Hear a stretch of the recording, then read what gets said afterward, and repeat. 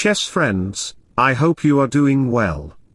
In this video, I am going to show you an astonishing and incredible chess game played between Stockfish and Lc0. Stockfish played the amazing g4 opening strategy to open the files while sacrificing his rook and knight to launch a heavy attack on Lc0's Kingside. I began the game with c4, known as the English opening, and black responded with e5, coordinating the knights to their usual squares and placing the bishop on either before or c5. White's move e3 does block the bishop's diagonal but also prepares to develop their pieces to strong squares. This can improve the queen and bishop's positions, enhancing control over light squares and setting up potential attacks along the diagonal. I am more authentic, having played p3, placing my bishop on this fumetto diagonal, and after some moves later, we played e3 as planned to block the knight's entry point, but after bishop c5, it seemed more logical that my e3 pawn would prevent the bishop's diagonal. Additionally, it had the idea of initiating a queen-bishop battle to launch an attack along this diagonal, making the king vulnerable. However, after a few moves, I played queen c2 to prevent the bishop's entry on c5. Lila responded with a6, which is actually a waiting move, anticipating the knight to move to f3 so the bishop can come to g4 and attack the knight. However, after knight to c3, if you ever dare to capture the knight, it would lead to a vulnerable position. For instance, if black castles, I will get an open g-file by placing my rook on g1. This sets up a strong attack on the king side with my bishop and rook coordinating. Simultaneously, the queen's diagonal opens up. If black tries to maneuver their knight by playing knight to d8 and then to e6, I can play f4, although it might seem like a risky move as it can double my pawn on the f-file. There is a logical idea behind it. After you capture, I can play the stunning move knight to d5.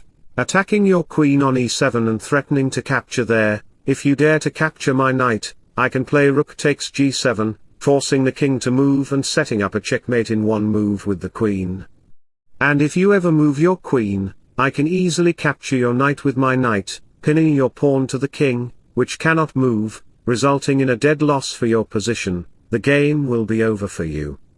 Lila chose not to capture the knight, which would have left her in a vulnerable position. Instead, she castled, and I developed my bishop to e3. As I mentioned earlier, my bishop and queen can form a battery along this diagonal, putting pressure on your positions. They seem somewhat immobilized. What move do you think you should play? Any move other than the best one will likely lead to a vulnerable situation for you. Lila's move, bishop back to d7, may seem illogical at first glance but is actually the best move. The idea behind this move is to reposition the knight and maneuver the bishop to c6 for better control over the center. After I play h3 and the knight moves, followed by knight to d4 a few moves later, what move do you think you should play next? If you dare to capture the knight, which seems very natural. But after I capture your knight, it will launch an attack along this diagonal. If you then block it with the knight, I can capture it. I mean, I can even push my h-pawn to attack your knight on h5 and maneuver my knight to g5 to launch a heavy attack. So, going back to the position, if you dare to move your e7 knight, which also seems logical, here I will play the h4 move to kick out the knight again, creating a vulnerable situation for you. Returning to the position, Lila finds the best and only move, moving the knight back to d8, which seems very passive, but there is a very good idea behind that move. She wants to control the center by playing f5 and c5, which is a great move by her. Here, I made an astonishing gambit by pushing my pawn to g4, a crucial move to control the f5 square. Some may consider playing f5 since this pawn is protected by 3 pieces. However, after some exchanges, I can attack your bishop by playing knight to h4. Once you move back your bishop, I can bring my rook to the g-file, along with the bishop on the b2 diagonal. This sequence is quite significant, and astonishing to consider, especially after black played knight to f6, your position will be dead lost. After I play c5 and we exchange pawns, I can even capture your knight with my knight. If you capture my knight with your rook, I can then capture your pawn on h7, checking your king and setting up a double attack with the bishop on e5 and rook on the g7 square. If you move your rook back to f7 to protect the pawn, it won't help much as I can play queen to c4, attacking the rook. you might consider playing queen to f8 to protect your territory, but it's not a good idea because I can then make a decisive move knight to g6. Forking the king and queen, some may say, hey, this isn't a fork because I can capture your knight with my knight. But actually, I can capture your knight with my bishop, creating a vulnerable situation. After I play queen to h4, it's a deadlock situation for you, there's no way to prevent checkmate. Returning to the position, Lc0 didn't make any wasted moves, as some might consider. She played the best move, bishop to c6, taking control of the central squares. After I move my rook, and in a few moves, I suddenly play knight to g5, creating a double attack on the pawns and a vulnerable situation around your king's structure. Some may consider playing h6 to kick out the knight, but here's the cunning move, after I move my knight to h7, attacking the rook directly, you can't capture the knight because I have the astonishing move knight to f6, forking the king and queen and launching an attack with the discovered attack by the bishop. This seems incredible. In this position, some may consider playing f5 again. f5 may seem natural and innocent, but after exchanging on the f5 square, I can play knight to g3. Forcing your knight to capture mine, then, I'll make the stunning move bishop takes h7, and after capturing your knight on g3, it will create a vulnerable situation around your king with my 4 pieces positioned in the king's side, and my rook heading to h4. For example, some may consider playing d5, an ordinary looking move, but after I play rook to g4, the rook's h4 move becomes unstoppable and cunning. You can't prevent that. If you move your knight to f6, hoping to save your position, I can play rook to h4, a crucial move to launch an attack along this file. You can't prevent the king from being exposed, leading to a dead-lost situation for you and the game being over. And let me share a quote in sudden with you. You limit your potential by being stuck in your past. Give yourself a chance. So, returning to the position, Lc0 didn't make the 200 elo moves like you, such as f5 or h6, instead, she found the best and only move to save the game, bishop to a4, directly challenging the queen on c2, afterward, she played g6, some may consider to move out their knights to the usual squares, but my main idea in this position is to capture your pawn on h7, attacking your rook. Some might also consider moving their knights to passive squares, but that would create a bad situation, so, Lc0 played g6. You might ask if these dark squares become weak, where my dark squared bishop can launch a heavy attack along this diagonal. Additionally, the knight can come to f6 if needed in the future. In addition, playing g6 gives me the opportunity to sacrifice the bishop along this diagonal if needed in the future. So, I continue with my plan, playing h4 to break your structure with h5. You can see that my bishop can even sacrifice itself on g6, which is amazing for involving the queen in the kingside structure. Moreover, my knight can come to the f6 square, creating a vulnerable situation around your king. With my 2 knights, along with the rook, I'm building a much heavier attack on your kingside. Take a little example. Some may consider of playing knight to g7, seemingly authentic to activate the knight. However, here's the cunning move, knight to f6, forking the queen and king, creating a devastating situation for you. In this position, Lc0 played h6, pushing 2 pawns around the king's side, which creates a vulnerable situation. After I move back my knight, I have the opportunity to break your structure with either g5 or h5, which is amazing. After a few moves later, she joined her rook on d8, and she played bishop to a4, and I placed my queen on c3, creating a queen-bishop attree to launch an epic attack along this diagonal is a strong strategy. Some may consider playing b6, but let me show you the variation behind my strategy. I can strike in the center by pushing my pawn to d4, after capture, you'll see my dark square diagonal become super activated. How can you protect this?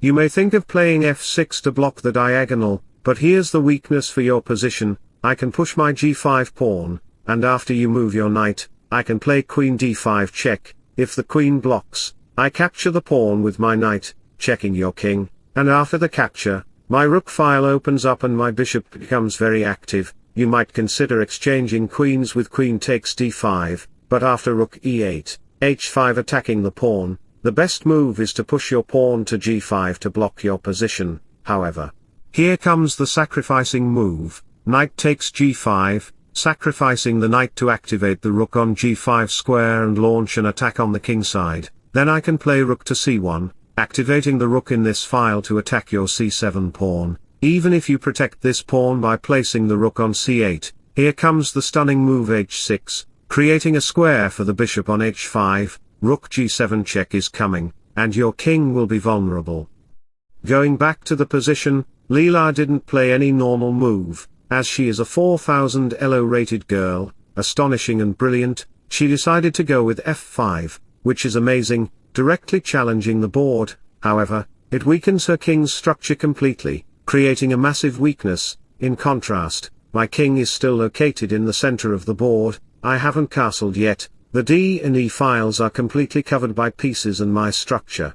Which is why you can't break my structure to launch an attack on my king's side. As she pushed her f-pawn, she made a big decision. However, after I captured the pawn on f5, she captured it back with the queen. This action opened up the rook file, requiring you to block it by moving the knight to g7 and sliding the king away to h8, since my rook has the open he file, and after my knight moves to g3 and I played h5 directly challenging your board, you have to block the structure by moving your pawn to g5.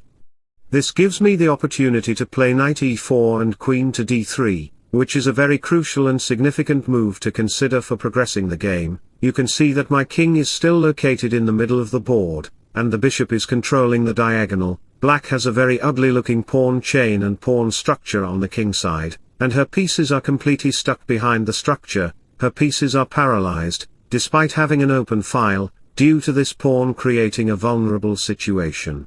As I mentioned earlier, the rook and bishop are jointly forcing an attack on the king side, along with the queen on d3. This setup gives me the opportunity to sacrifice my knight on g5, a move of great significance. Before making any sacrifice, it's crucial to analyze the position and understand the strategy and reasons behind the sacrifice to ensure its success. Otherwise, you risk losing the game. This sacrifice, which I played in the game, brilliantly opens up the light squared bishop. After the knight moves to g5, it attacks the queen. If you move your queen to any natural looking square, I can checkmate you by playing queen to h7. Therefore, it's crucial to place your queen on h6 to prevent the checkmate. You can see that the king is completely vulnerable on the king side, so I decided to play b5, which gives me the opportunity to lock down the bishop on a4 and play queen to c4 check, attacking the bishop, and the bishop will be completely locked down. In this critical situation, Leela decided to play pawn to c5, and I responded by playing queen to e4, directly challenging the pawn. If you protect your pawn by moving your rook to d7, I can target your rook by repositioning my queen to g4. No matter where the rook moves, I play the sneaky move knight to e6, forking the rook in this situation, creating vulnerable circumstances for you. But don't worry, when Stockfish is here, let me motivate you by sharing my quote with you. You can still have everything you want in life, you just have to be brave enough to go after it.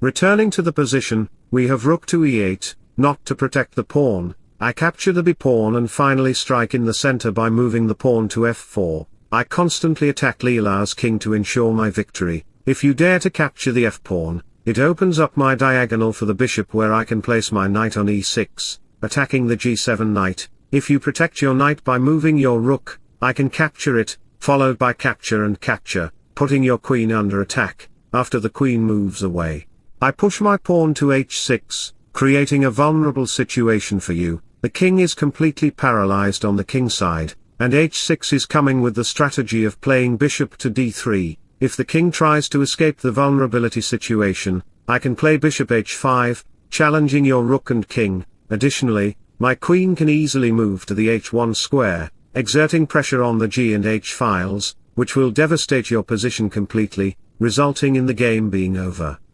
Returning to the game, Leela didn't capture the pawn, as she understands the vulnerability behind it. Instead, she moves her king aside. After I capture the pawn on b5, Every piece around her king becomes completely paralyzed and frozen. What moves should she consider next? If you dare to develop your knight by placing it on e6, I can gain a significant advantage by moving to d7, attacking your territory. After you capture on g5, I will obtain 2 connected passed pawns, which will create a weakened situation for you, leading to the game being completely over. Returning to the game, Leela captures the pawn on b3, but I seize the opportunity to move the a-pawn, gaining an outside passed pawn as well. After a few moves, we see the queen move to a6, followed by queen to e6. I then advance my rook to a3, directly attacking the bishop. If you consider bishop to d5 to safeguard the bishop and attack the knight simultaneously, I can counter with knight to g5, directly challenging your queen on e6. Once your queen moves, I can execute the brilliant attack by playing bishop takes e5, sacrificing the bishop right away. This is a brilliant bishop sacrifice. After you capture the bishop, I have the opportunity to place my queen on h6, taking advantage of the open rank created by capturing the bishop. The king slides away. The knight moves to e6, and you can observe that bishop can't capture the knight as it will lead into a checkmate. You need to move up the rook. After that, I can make the incredible move by capturing on g7, followed by queen takes g7, leading to a checkmate for black. Returning to the position, we've seen the move behind bishop d5, thus, I can easily capture your pawn on e5, leading to a quick victory for my position, as my queen can easily move to the h6 square. Instead, she decided to move the pawn up to c4. Can you find the best move in this position? Try to pause the video and figure out the best move for white. Here, I play the brilliant, amazing, and spectacular move by sacrificing my rook on b3, known as exchange rook sacrifice. After the capture, you can see my position is much better than black's. The pawn is pinned down to the queen, preventing it from capturing. Because of this, my pieces create vulnerability around the king. The knight is crucial as it can jump to g5, and the rook on g1 poses a threat along this diagonal. The pawn is safeguarded by the bishop, and bishop d3 can easily seize control over your kingside. The queen from a6 can easily move to h6, just a move away from destroy black. If you dare to capture the pawn on h5, you will lose. Leela tries to counterplay white by playing rook to c8, with the threat of rook c2. I responded with bishop g4, however, the rook c8 move is ineffective. She attempted to prevent the attack by placing the knight on f5, nevertheless, I attacked with my knight capturing this. After captures happened in the game, you can see my bishop significantly activated in this diagonal, attacking the knight along with the rook. A few moves later, h6 was played suddenly to capture the knight. Both knights were pinned down to the rook and king simultaneously. She tried counterplay with queen to b1 check. After blocking the check, she gained the bishop, but I also gained the knight on g7. She then captured the pawn. I pushed the d7 pawn, and when the rook came in, my queen moved to h6. Here, I played an astonishing and incredible move, a brilliant sacrifice. HS friends, try pausing the video and figuring out what I played in this position. So, if you dare to find the brilliant move by playing bishop takes b3, then you are absolutely correct. The queen cannot capture the bishop, as it will lead to a checkmate, so, black has to block it with a rook. After a couple of moves later, I played queen to d6 check, checking the king. The rook cannot block it, as rook to h8 will lead to a checkmating position for black. In this position, she slides away her king. After I captured the rook on f7, she played king to f7. After I checked her, she moved back her king. After the check comes, check here, and after that it will be a checkmate in few. Just a few moves away from getting checkmate. And slowly, I am giving her check, leading to a checkmating position after I consider queen to e6. What a spectacular and amazing game. I really enjoyed playing it. If you enjoyed my content and learned something new from my strategies and tactics, feel free to comment, like and subscribe to my channel. So wish you all the best. Bye bye, see ya.